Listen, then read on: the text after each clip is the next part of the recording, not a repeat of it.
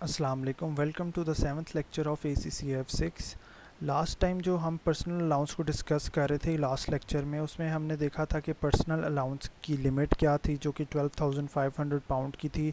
उसके बाद personal allowance किन सिनेरियोस में, किन कंडीशंस में हमने रिड्यूस करना होता है, और हर इंडिविजुअल को, हर एक बंदे को अलग अलग पर्सनल अलाउंस जो है वो प्रोवाइड किया जाता है। और पर्सनल अलाउंस क्या है? नेट इनकम के बाद जो डिडक्शन की जाती है एक अमाउंट की अपनी टैक्सेबल अमाउंट तक जाने के लिए, तो उस अमाउंट को हम क्या कहते हैं? Personal allowance. हमने इसको कल डिटेल में डिस्कस किया था कि अगर रिड्यूस करते हैं तो किस फार्मूला से हमने रिड्यूस करना है, जो कि हमने ये देखा था कि ANI माइनस 100,000 डिवाइडेड बाई 2, ये हमारा फार्मूला था। उसमें जबकि हमने ANI को भी डिस्कस किया था कि ANI क्या है हमारे पास। दो चीज़ें डिडक्ट जब आप करोगे अपनी नेट इनकम में से, तो वो आपके पास एडजस्टेड नेट इनकम हो जाएगा। दो चीज़ें क्या थी? ग्रॉस PPC और ग्रॉस गिफ्ट एड डोनेशन। अच्छा, उसके बाद हमने एक पढ़ा था कि अगर ANI की लिमिट 1 to 5,000 से एक्सीड कर जाती है तो हमारे पास कोई पर्सनल अलाउंस नहीं अवेलेबल होगा, हमारा पर्सनल अलाउंस ज़ीरो हो जाएगा। अच्छा, उसके बाद हमने ये इलस्ट्रेशंस और एग्जांपल्स सॉल्व की थी। उसके बाद हमने ये देखा था कि ट्रांसफ़र कैसे किया जाता है एक पर्सनल अलाउंस को। फॉर एग्ज़ाम्पल हमने कल वो एग्ज़ाम्पल की थी कि एक स्पाउस दूसरे स्पाउस को या पार्टनर को अपना पर्सनल अलाउंस ट्रांसफ़र कर सकता है, लेकिन उसके लिए एक कंडीशन मीट होना बहुत ज़रूरी है। वो कंडीशन क्या थी कि जो जिस बंदे को ट्रांसफ़र किया जा रहा होगा उसका बेसिक रेट टैक्स पेयर होना ज़रूरी है। अब बेसिक रेट टैक्स पेयर क्या होता है, हायर रेट टैक्स पेयर क्या होता है, एडिशनल रेट टैक्स पेयर क्या होता है, लास्ट प्रीवियस लेक्चर्स में हमने इस चीज़ को डिटेल में डिस्कस कर लिया। अच्छा, उसके बाद अमाउंट क्या थी, वो भी अमाउंट हमने देख ली कि एक इंडिविजुअल अपना जो मैक्सिमम ट्रांसफ़र कर सकता है पर्सनल अलाउंस वो कितना है, वो 1250। और ये 1250 कैसे हमने कैलकुलेट किया था?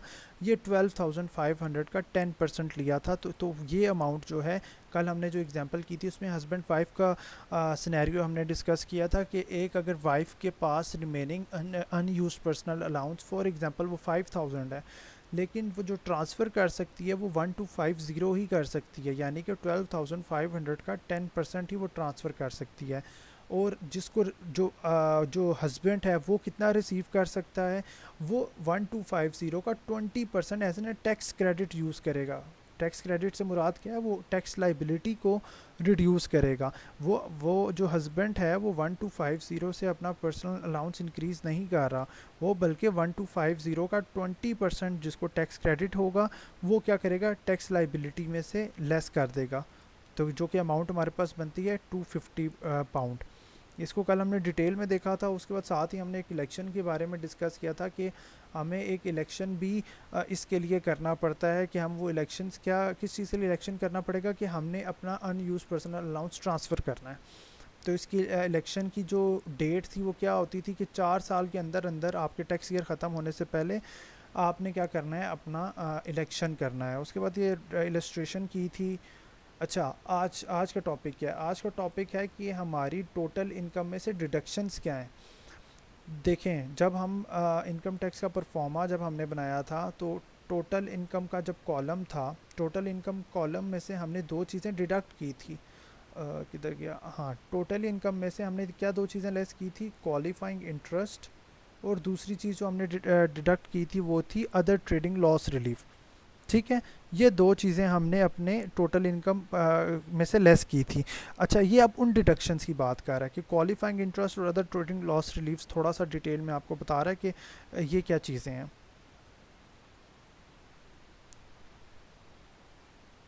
तो ये देखें, क्वालिफाइंग लोन जो है इंटरेस्ट, क्वालिफाइंग इंटरेस्ट में आपको सिनेरियो समझा देता हूँ, उसके अंदर थोड़ा ज़्यादा समझ आएगा आपको। क्वालिफाइंग इंटरेस्ट ये एक पेमेंट है और ये एज एन एक्सपेंस है। फॉर एग्जांपल आपने बैंक से लोन एक्वायर किया है, आपने बैंक से लोन एक्वायर किया है, लेकिन अगर आपने लोन इन 4 रीजंस की वजह से एक्वायर किया है तो उन बैंक जो उस लोन का इंटरेस्ट होगा वो आपका एज एन अलाउेबल एक्सपेंस है और आप उसको लेस कर सकते हो, यानी कि आप अपनी इनकम में से उसको लेस कर सकते हो। लेकिन अगर किसी इन 4 कंडीशंस के अलावा किसी और कंडीशन की वजह से आपने लोन एक्वायर किया है तो उसकी डिडक्शन, जो उसकी इंटरेस्ट की डिडक्शन होगी, वो आप अपने परफॉर्मा में से नहीं डिडक्ट कर सकते। तो क्लियर है?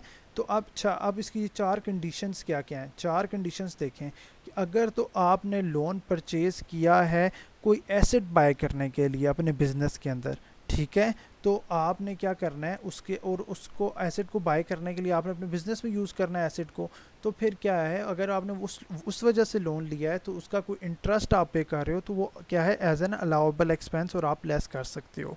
या आपने कोई क्या किया है, आपने कुछ शेयर्स बाय करने के लिए, या आपने कोई शेयर्स बाय करने के लिए, फॉर एग्जांपल आप दो बंदों ने पार्टनरशिप करनी थी, तो आपको पता है कि कैपिटल इंजेक्ट किया जाता है एक बिज़नेस के अंदर, तो आपने क्या किया, आपने बैंक से लोन लिया और उसी को एज एन कैपिटल इन्वेस्ट कर दिया अपने बिजनेस के अंदर, फॉर एग्जांपल वो पार्टनरशिप ही थी, तो आपने क्या किया, आपने एक नया बिज़नेस स्टार्ट किया पार्टनरशिप के ऊपर, और अगर आपने इस वजह से लोन एक्वायर किया है और अगर उसकी आप इंटरेस्ट पेमेंट्स कर रहे हैं, तो तब भी आप अपने टोटल इनकम में से उसको लेस कर सकते हैं, यानी कि उसका इंटरेस्ट जो है उसको लेस कर सकते हैं।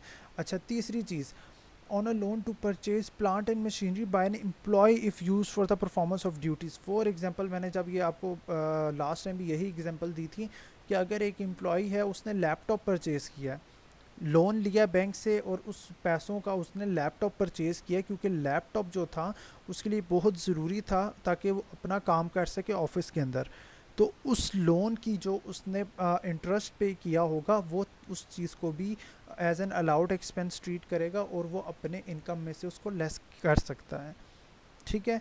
अच्छा, लास्ट चीज़, on a loan to purchase interest in a close company, यानी आपने किसी क्लोज कंपनी के शेयर्स ख़रीदने के लिए क्या किया है, आपने लोन बाय किया, एक्वायर किया, तो उस केस में भी आप क्या कर सकते हो, आप अपने इंटरेस्ट को as an allowed expense treat करोगे और अपनी टोटल इनकम में से उसको लेस कर दोगे।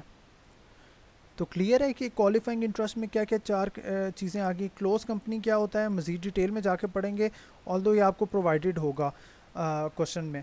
अच्छा, दूसरा हमने क्या बात की थी कि एक तो हो गया क्वालिफाइंग इंटरेस्ट जिसकी हमने डिडक्शन करनी थी, दूसरी चीज़ थी ट्रेडिंग लॉस रिलीव्स बेसिकली हमने डिटेल में हर टॉपिक के देखने हैं कि आया वो ट्रेडिंग के हैं, प्रॉपर्टी के हैं, तो उनके क्या होंगे, लॉस रिलीव्स होंगे, लेकिन ये वाक़ हमने जाके डिटेल में देखने हैं। लेकिन अभी तक के लिए आपको ये होना चाहिए कि अगर आपको कोई लॉस आ जाता है, ट्रेडिंग लॉस आ जाता है, तो उसमें क्या है, वो भी हम टोटल इनकम में से लेस करेंगे, ठीक है।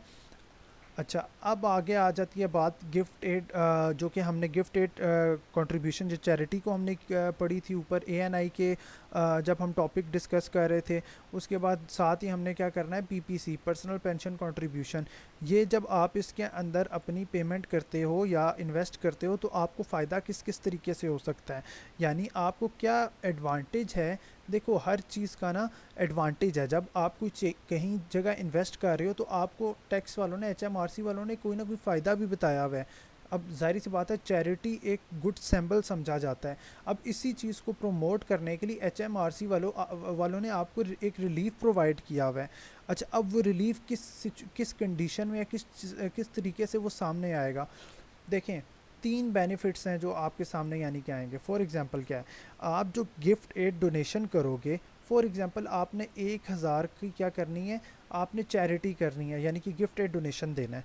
तो इस एक आपने अगर 1000 देने का सोचा है तो आप क्या करोगे, आप 800 पे करोगे, यानी 80% आप पे करोगे, और 20% जो है एचएमआरसी आपके बिहाफ के ऊपर क्या करेगा, पे करेगा। तो क्लियर है, एक यानी कि आपने अपनी जेब से जो पैसे देने हैं वो 800 ही देना है, और जो 200 है वो एचएमआरसी आपकी बिहाफ के ऊपर क्या करेगा, पे करेगा चैरिटी वालों को। तो ठीक है, क्लियर है ये बात कि यानी कि पे नेट ऑफ 20%, यानी कि आपने जो है वो 80% देनी है अमाउंट की, और जबकि 20% जो है वो एचएमआरसी आपके बिहाफ के ऊपर क्या करेगा, पे करेगा। दूसरा स्किप करते हैं, अभी तीसरे पे आए। Gross gift aid donation are deducted from net income to arrive at adjusted net income. ये हमने अभी प्रीवियसली लास्ट लेक्चर में भी इस चीज़ को हमने डिस्कस किया था। क्या किया था कि जब एक पर्सनल अलाउंस को हमने कहा था कि जब आप रिड्यूस करते हो तो उसमें हमने क्या कहा था कि एएनआई की जो लिमिट है वो 100,000 होनी चाहिए, जबकि हमने ये क्या कहा था कि एएनआई कैसे कैलकुलेट किया जाएगा, नेट इनकम में से आपने क्या करना है, ग्रॉस पीपीसी और ग्रॉस गिफ्ट एड डोनेशन। देखें, ये दोनों चीज़ें लेस हो रही हैं, अब ये फ़ायदा कैसे दे रही हैं, इसकी जो डिडक्शन यहाँ पे आपके लिए फ़ायदा कैसे है। फॉर एग्जांपल देखें, हमने क्या कहा था, नेट इनकम।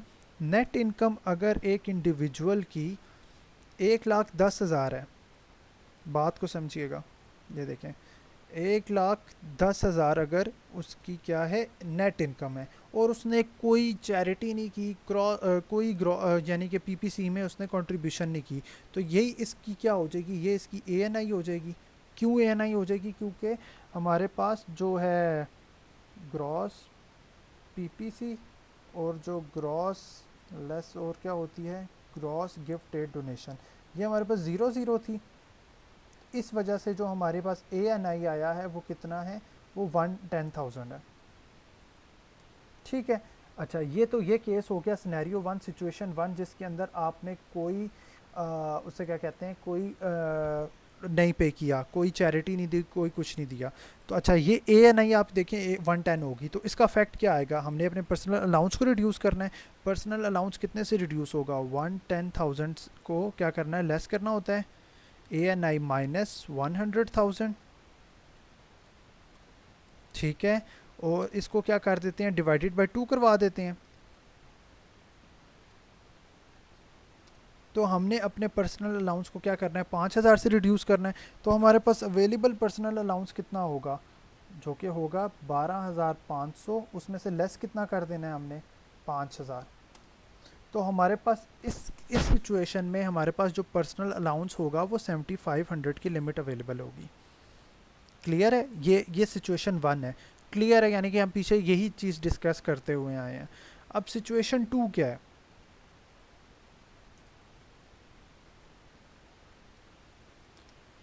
सिचुएशन टू ये है कि आपकी जो नेट इनकम है वो है 110,000, नेट इनकम सेम है। ठीक है, आपने लेकिन क्या किया है, आपने ग्रॉस पर्सनल पेंशन कंट्रीब्यूशन जो की है वो फॉर एग्जांपल आपने 5,000 की है,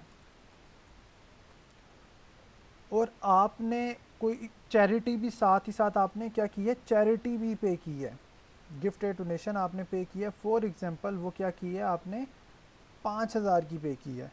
तो एएनआई आपके पास क्या आ जाएगा, एएनआई आपके पास आ जाएगा 100,000। कैसे आएगा, ये दोनों लेस होंगे, तो 110 में से जब 5,000 और 5,000 लेस हो गए तो हमारे पास एएनआई की फिगर क्या आ जाएगी, 110,000। तो अब देख रहे हैं हमारे पास पर्सनल अलाउंस कितना अवेलेबल होगा, कोई डिडक्शन होगी नहीं होगी, क्यों, क्योंकि ये 100,000 और उससे नीचे की फिगर है। अगर इससे ऊपर की फिगर होती, यानी 100,000 से ऊपर की फिगर होती, तब हम अपने पर्सनल अलाउंस को रिड्यूस करते।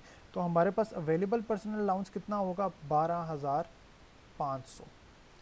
तो ये डिफरेंस क्लियर हो रहा है कि पहले पर्सनल अलाउंस हमारे पास जो था वो सिर्फ 7,500 का अवेलेबल था सिचुएशन वन में, जिसमें हमने कोई चैरिटी या कोई पेंशन कंट्रीब्यूशन नहीं की। जबकि सिचुएशन टू में हमने क्या किया, गिफ्ट डोनेशन भी की, हमने चैरिटी वालों को भी दिए, और साथ ही साथ हम क्या कर रहे हैं, अपनी पेंशन में भी कंट्रीब्यूट कर रहे हैं। तो ये चीज़ देखा कि इन चीज़ों को लेस करने के, यानी कि ये क्योंकि लेस हो रही होती हैं एएनआई में से, इन चीज़ों को लेस करने से हमें रिलीफ किस तरीके से मिलता है कि हमारे पास जो पर्सनल अलाउंस होता है वो हमारे पास ज़्यादा अवेलेबल हो जाता है। जबकि आपके पास अगर नहीं है, और अगर आपकी 100,000 से लिमिट एक्सीड की हुई है एएनआई की, तो उस केस में हमारा पर्सनल अलाउंस रिड्यूस हो जाएगा। क्लियर है ये बात, ये आपसे एमसीक्यूज में पूछा जा सकता है। और जबकि दूसरी बात यह कि सेक्शन सी में ये बहुत कॉमन टेस्ट किया जाता है। अच्छा, उसमें हम क्या पढ़े थे अभी, एक सेकेंड, हाँ, पेमेंट टू चैरिटी। ये पहला क्लियर है कि आपने क्या करना है, आपने जो पे नेट ऑफ 20%, यानी कि आपने 800 देना है, और 200 आपको क्या करेगा, एचएमआरसी आपके बिहाफ के ऊपर पे करेगा। अच्छा, अब इसका फ़ायदा क्या है, देखें, यहाँ पे हम बात कर रहे थे कि gross PPC, gross gifted donation, यहाँ पे तो जो फिगर आ रही है वो तो ग्रॉस आ रही है। फॉर एग्जांपल हमने क्या कहा कि आपने 5,000 पे करना है, समझ रहे हैं मेरी बात, आपने क्या है कि आप चैरिटी को 5,000 पे करोगे, लेकिन आप असल में कितना पे करोगे, आप असल में पे करोगे कितने परसेंट, 80% आप पे करते हो, समझ रहे हो मेरी बात, 80% आप पे करोगे, कितना होता है 0.80, यानी 4000 जो है वो आपकी जेब से गया होगा। लेकिन हमने क्या कहा कि फॉर्मूले में हमेशा ग्रॉस फिगर यूज़ की होती है। 1000 जो है ना वो HMRC वालों ने आपके बिहाफ के ऊपर पे किया हुआ है, लेकिन फ़ायदा आपको कितने पे हो रहा है, टोटल के ऊपर हो रहा है। वो आपको 4000 पे फ़ायदा नहीं दे रहे, वो आपको 5000 की लिमिट के ऊपर आपको क्या कर रहे हैं, फ़ायदा प्रोवाइड कर रहे हैं, रिलीफ दे रहे हैं आपको। तो ये भी एक रिलीफ है कि आपकी जेब से जो है वो 80% अमाउंट जा रही है, जबकि 20% जो है वो HMRC अपनी तरफ से आपकी बिहाफ के ऊपर क्या कर रही है, कंट्रीब्यूट कर रही है। और आपको क्या, आपने जो फार्मूले में इनपुट किया वो तो हमेशा ग्रॉस अमाउंट्स इनपुट करते हो आप। तो जब ग्रॉस अमाउंट कैलकुलेट की तो आपने HMRC वालों के भी अमाउंट को इसके अंदर कंसिडर किया। क्लियर है ये बात? अच्छा, दूसरा जो एक बेनिफिट था जो कि अभी के लिए तीसरा है, आपके जो बेसिक रेट बैंड और जो हायर रेट बैंड है ना उनकी लिमिट्स एक्सटेंड हो जाती हैं। देखें, हमने बात की थी कि एक बेसिक रेट बैंड जो है, बेसिक रेट बैंड कहाँ तक होता है, 1 से लेके 37,500 तक। अच्छा, और एक हायर रेट बैंड कहाँ से कहाँ तक होता है,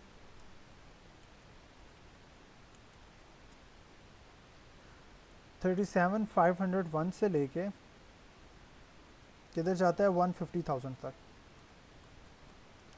अब वो क्या कह रहे हैं कि जितनी अमाउंट जो ग्रॉस होगी उस अमाउंट से आप अपने रेट्स को एक्सटेंड कर सकते हैं।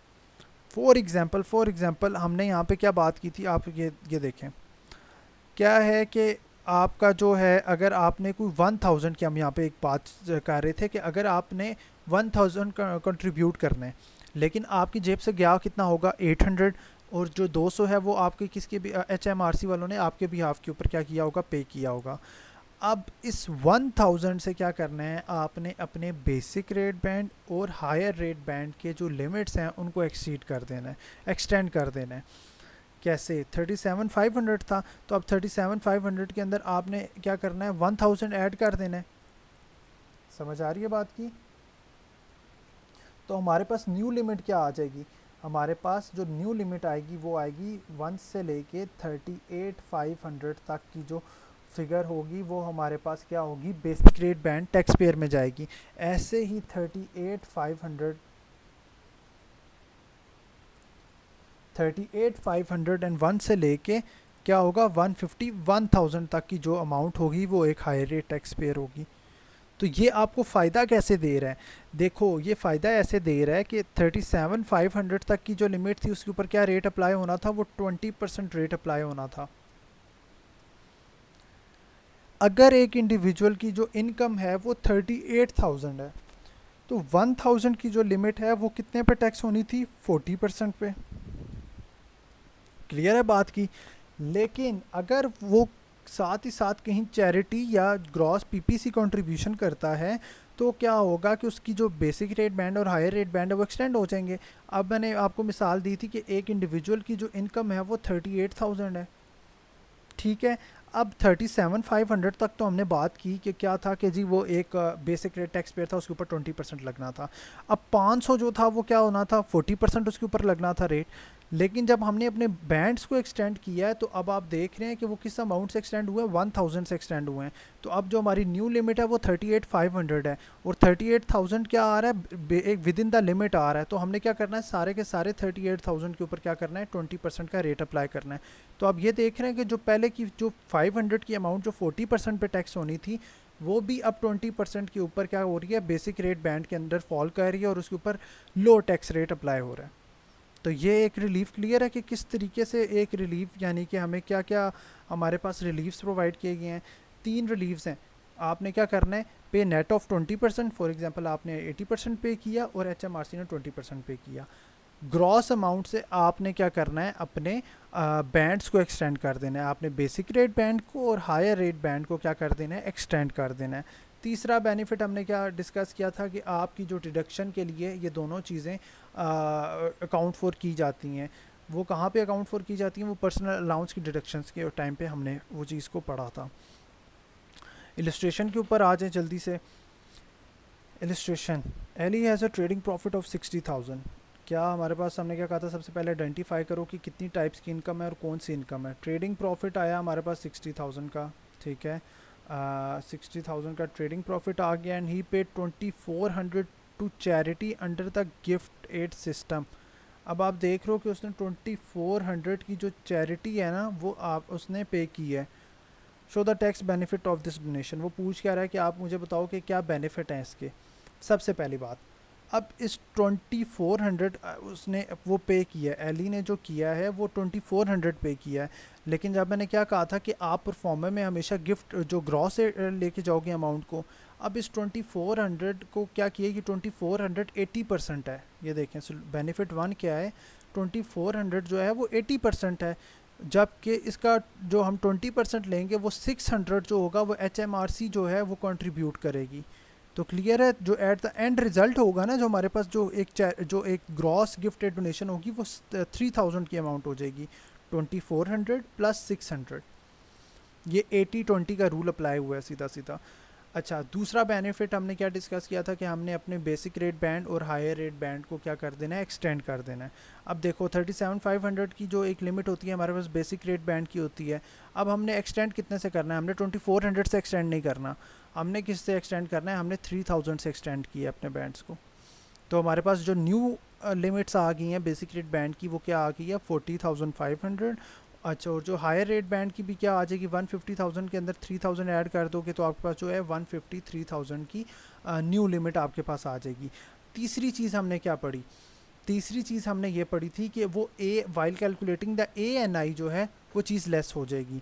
वैसे तो इस केस में ANI ऑलरेडी 100,000 से बिलो है तो इसलिए पर्सनल अलाउंस रिड्यूस नहीं होगा, तो ऐसा जिसमें यहाँ पे बेनिफिट नहीं हो रहा। लेकिन अगर यहाँ पे इसी की ट्रेडिंग जो प्रॉफिट था वो फॉर एग्जांपल आपका हो जाता 110,000 जो कि हमारी पिछली एग्जांपल में था, तो उस केस में हमें फ़ायदा होता। यहाँ पे भी फिर आपने क्या करना है, आपकी न्यू ANI आ जाएगी। यहाँ पे देखें जो पहले ANI हमारी 60,000 आ रही थी वो 57,000 आ रही है। तो क्लियर है किस तरीके से, यानी कि आपने अपनी क्या क्या बेनिफिट्स आपने प्रोवाइड किए हैं। तो उसके बाद ये चीज़ें देख लीजिएगा, एग्जांपल ये सॉल्व कीजिएगा कैरीज वाली। अच्छा, अगली चीज़ जो है कि joint assets, joint owned asset of a married couple और by a couple in civil partnership. मैंने आपको बताया था कि एक हर इंडिविजुअल के ऊपर हर इंडिविजुअल ने अपना अपना इनकम टैक्स अलग पे करना होता है। हर इंडिविजुअल अपना इनकम टैक्स परफॉर्मा अपना ख़ुद बनाएगा, यानी ख़ुद से मुराद ये कि हर इंडिविजुअल का अलग परफॉर्मा तैयार होगा, हर इंडिविजुअल का अलग इनकम टैक्स रिटर्न फाइल की जाएगी, हर इंडिविजुअल की अलग इनकम टैक्स लाइबिलिटी और पेबल होती है। ठीक है।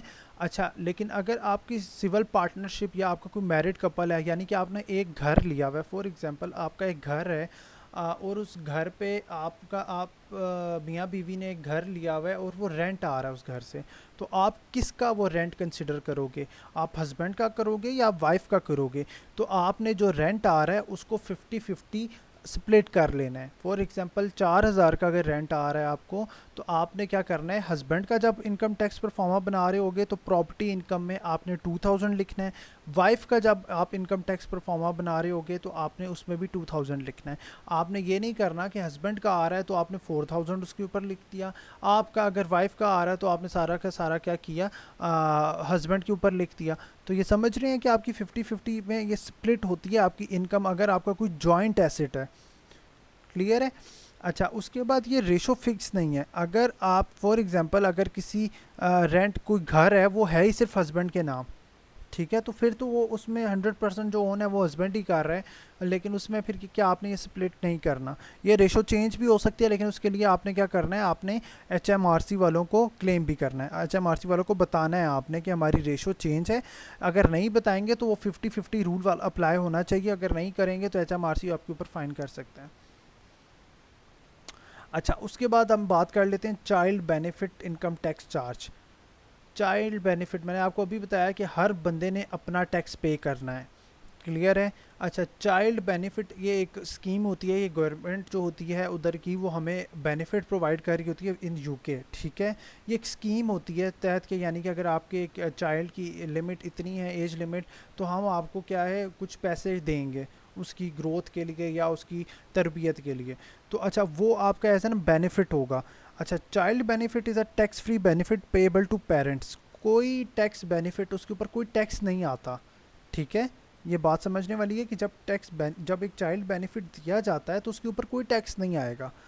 अच्छा, लेकिन टैक्स कब आएगा? अगेन मैंने एक बात की थी, जैसे जैसे एक इंडिविजुअल की अर्निंग्स बढ़ेंगी तो उससे आहिस्ता आहिस्ता क्या करेंगे, वो रिलीव्स लेते जाते हैं वापस, वो रिलीव्स को कम करते रहते हैं। क्योंकि मैंने क्या बात की थी कि जैसे जैसे इनकम बढ़ेगी उतना ज़्यादा वो टैक्स कलेक्ट करेगी आपसे। ठीक है, तो अब क्या होगा कि अगर कोई चाइल्ड बेनिफिट प्रोवाइड किया जा रहा है आपके बच्चे के लिए तो उसके ऊपर कोई टैक्स नहीं है। लेकिन अगर मेरा ANI जो है वो 50,000 से एक्सीड कर जाता है और साथ साथ में एक बच्चे के लिए पैसे भी ले रहा हूँ गवर्नमेंट से, तो उसके ऊपर मैंने क्या करना है, टैक्स देना है। क्लियर है? 50,000 से कम इसलिए कोई टैक्स नहीं था क्योंकि वो एक गवर्नमेंट के अगर आ गया था ऊपर कि वो उसकी ग्रोथ और उसकी यानी कि परवरिश के लिए वो पैसे पे कर रही थी। लेकिन अगर एक इंडिविजुअल की ANI एक्सीड कर जाती है 50,000 से तो गवर्नमेंट यही समझती है कि फादर और जो पेरेंट्स हैं वो इतने कैपेबल हैं कि वो अपने बच्चे को सपोर्ट कर सकते हैं। क्लियर है? अच्छा, इसमें क्या है, इसमें देखें कि क्या बता रहे हैं कि जब एक एडजस्टेड नेट इनकम एक्सीड्स करती है 50,000 से तो फिर क्या होता है, आपके ऊपर क्या होगा, टैक्स आएगा। And they receive child benefit, a child benefit income tax charge will arise. जो टैक्स आएगा उसका नाम है, उस टैक्स का नाम क्या है, child benefit income tax charge. ठीक है, will arise to gradually remove the benefit from such higher income earner such as where the ANI exceed 60,000। अभी मैं बता रहा था कि क्या होगा कि रिलीव आपको विड्रॉ करवा लिया जाएगा। अच्छा, अगर आपकी जो ANI है 60,000 से एक्सीड कर जाती है तो कितना टैक्स आएगा, और अगर आपकी ANI 50,000 से 60,000 के दरमियान है तो कितना टैक्स आएगा। अगर बिलो 50,000 है तो कोई child benefit income tax charge नहीं अराइज होगा। क्लियर है? अच्छा, if both partners have income over 50,000, अगर दोनों बंदों की जो है 50,000 से ऊपर है तब क्या करेंगे, the partner with the higher income is liable for the charge. अगर फॉर एग्जांपल मियाँ बीवी जो हैं वो दोनों की जो इनकम है वो 50,000 से ऊपर है, तो मुझे ये बताएं चार्ज कौन देगा। चार्ज जिस, फॉर एग्जांपल वो हस्बैंड है या वो वाइफ है, इन दोनों में से जिसकी भी जो अर्निंग्स हैं वो ज़्यादा है उसके ऊपर ये चार्ज आएगा। ये ऐसे नहीं होगा कि इस चार्ज को भी हमने 50-50 स्प्लिट कर दिया, नहीं। किसके ऊपर कौन लाइबल होगा ये चार्ज देने के लिए, वाइफ होगी या हस्बैंड होगा। तो हमने ये देखना है कि इन दोनों में से जिसकी इनकम ज़्यादा होगी उसने उसके ऊपर क्या करना है, चार्ज पे करना है। अच्छा, क्या मैंने बात कर था कि अगर आपकी ANI 50,000 से 60,000 के दरमियान है, अगेन ANI कैसे कैलकुलेट करते हैं वो हमने पीछे देखा, सेम वही ANI यूज़ होगा। नेट इनकम उठाई, नेट इनकम में से दोनों चीज़ें लेस कर दी, ग्रॉस PPC और ग्रॉस गिफ्टेड डोनेशन। अगर आपकी ANI 50,000 से 60,000 के दरमियान है तो आपने क्या करना है, आपने सिंपली आपकी जितनी ANI आएगी उसमें से 50,000 को लेस करना है और डिवाइडेड बाय क्या कर देना है, 100 कर देना है। जैसे हम पर्सनल अलाउंस में कर रहे थे, पर्सनल अलाउंस में हम क्या कर रहे थे, हम कर रहे थे ANI माइनस 100,000 डिवाइडेड बाय 2 कर रहे थे। यहाँ पे हम करें ANI माइनस 50,000 डिवाइडेड बाय 100, तो उसके ऊपर आपने क्या करना है और उसको मल्टीप्लाई बाय करवा देना। आपके पास एक परसेंटेज आ जाएगी, उस परसेंटेज को आपने जितनी अमाउंट आपको रिसीव हो रही है ना गवर्नमेंट की तरफ से, उस अमाउंट के साथ मल्टीप्लाई करवाओगे तो आपके पास चाइल्ड बेनिफिट टैक्स चार्ज आ जाएगा। अच्छा, ये तो बात होगी अगर ANI 50,000 से 60,000 के दरमियान है। अगर एक ANI इंडिविजुअल की 60,000 से ऊपर है फिर कितना टैक्स आएगा, फिर आपने जितनी की जितनी अमाउंट आपने ली है उसकी उस सारी अमाउंट के ऊपर आपके ऊपर क्या आ जाएगा, टैक्स आ जाएगा। क्लियर है? ये इलस्ट्रेशन देख लें कि इसमें यानी कि कैसे इस चीज़ को सॉल्व करना है। अच्छा, Catherine received a child benefit जो है 1056 है, 1920 टैक्स ईयर है। 1056 का उसको क्या हो रहा है, चाइल्ड बेनिफिट रिसीव हो रहा है गवर्नमेंट की तरफ से, और उसकी जो ANI फॉर द ईयर है वो 54,000 है। तो देखो कि ANI भी इसमें कैलकुलेट करके दिया हुआ है आपको, 54,000 है। तो 54,000 कौन से हेड के अंडर आ रही है, ग्रेटर देन 60,000 है, लेस देन 50,000 या 50 से 60 के दरमियान है। तो ये 50 से 60 वाला केस होगा हमारे पास। As Catherine ANI is between 50 and 60,000, the child benefit income tax charge is कैसे कैलकुलेट किया है उसने, 54,000 उसकी ANI माइनस 50,000 जो कि हमने कहा था कि फार्मूला है, डिवाइडेड बाय 100 करवाया। यहाँ से हमारे पास परसेंटेज आ जाएगी 40%, और उसको मिल कितना आ रहा है 1056, तो 1056 का 40% आपके पास चाइल्ड बेनिफिट टैक्स चार्ज आ जाएगा। क्लियर है? तो इस तरीके से हमने child benefit tax charge calculate करना है। तो देखा ANI को मैं आपको कह रहा था ना कि ये चीज़ें बार बार यूज़ होनी है, ये बार बार चीज़ें आपके सामने आनी है। जिस चीज़ों का मैं कह रहा हूँ कि बहुत ज़्यादा फोकस होके उनको याद करना है, तो आपने उस चीज़ को याद करना है असल में। तभी आगे के जब हम टॉपिक्स कवर करेंगे तो आपको क्लियर होगा। मैं यहाँ पे ANI अगर मैं आपको बार बार नहीं बताऊँगा कि ANI कैसे कैलकुलेट किया जाता है, वो आपको याद होना चाहिए। तो ये आपका चाइल्ड बेनिफिट टैक्स चार्ज तक है। तो कल इंशाल्लाह हम अपना प्रॉपर्टी का जो टॉपिक है वो उसको स्टार्ट करेंगे, क्योंकि अब हमने क्या करना है, अब हमने अपना जो जो हमारा टैक्स परफॉर्मा है ना, उसी को आगे फर्दर चैप्टर्स हैं उसी को हमने डिटेल में थोड़ा सा डिस्कस करना है। और मैंने आपको कहा था कि जो इनकम टैक्स का जो एरिया है वो सबसे ब्रॉड एरिया, यानी सबसे लंबा एरिया जो है ना टैक्स के सिलेबस का, वो इनकम टैक्स का ही, और मोस्ट इम्पॉर्टेंट टैक्स का जो है ये एरिया है। क्यों? क्योंकि इसमें से सेक्शन C15 नंबर का और बाकी पेपर में भी किसी भी एरिया में से ये वो टेस्ट कर सकता है। तो अब देखिए हमारे पास, अब हमने कल से क्या स्टार्ट करना है, हमने कल से प्रॉपर्टी इनकम स्टार्ट करना है। हमने बेसिकली जो इनकम टैक्स का परफॉर्मा है एक एक चीज़ को हमने डिस्कस करना है। ट्रेडिंग प्रॉफिट कैसे कैलकुलेट होते हैं इसका अलग चैप्टर है, इसके लॉसेस को कैसे हमने करना है इसका अलग चैप्टर है, एम्प्लॉयमेंट इनकम के अंडर क्या क्या चीज़ें आती हैं, अब हम ये चीज़ें कैलकुलेट करेंगे। अभी तक जो हम एग्जांपल्स कर रहे थे उसमें हमें ये चीज़ें बताई हुई थी, क्लियर है, तो वो हमें क्वेश्चन में प्रोवाइडेड थी। लेकिन अभी हम जैसे जैसे आगे डिटेल में जाएंगे तो उसमें हमने ये सारी चीज़ें खुद कैलकुलेट करके फिर इस परफॉर्मा में इनपुट करनी है, और उसके मुताबिक फिर क्या करना है, अपनी टैक्सेबल इनकम निकाल के उसके ऊपर रेट्स अप्लाई करके टैक्स पे करना है। क्लियर है? तो कल इंशाल्लाह हम अपना प्रॉपर्टी इनकम स्टार्ट करेंगे। तो अपना ख्याल रखिएगा, कुछ क्वेश्चन हुआ तो आप मुझे ईमेल कर दीजिएगा, और बाकी जो नोट्स हैं वो आपको CPE की तरफ से प्रोवाइड कर दिए गए होंगे। तो अपना ख्याल रखिएगा। अल्लाह हाफिज़।